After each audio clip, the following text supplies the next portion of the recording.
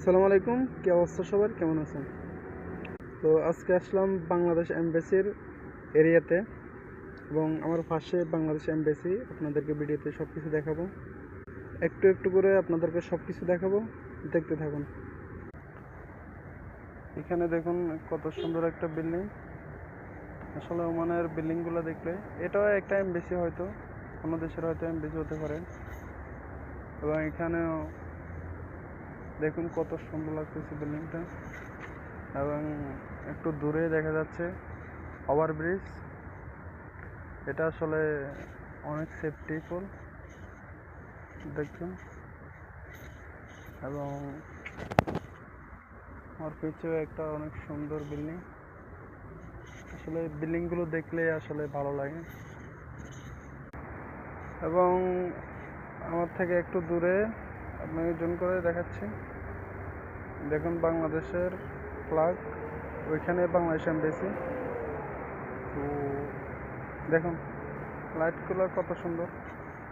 অবশ্যই এগুলো এখন আমাদের বাংলাদেশেও আছে, এর থেকে সুন্দর সুন্দর লাইট আছে বাংলাদেশে, ঢাকা শহরে। তো হাঁটতে হাঁটতে আপনাদেরকে কিছু দেখাই। এখানের আসলে অনেকটা আসলে ইউরোপের আপনি ভাব পাবেন, ঠিক আছে? ইউরোপের একটা আপনি ভাব নিতে পারবেন। অনেক সুন্দর ডিসিপ্লিন সব গাড়ি, দেখুন কত সুন্দর বিল্ডিং।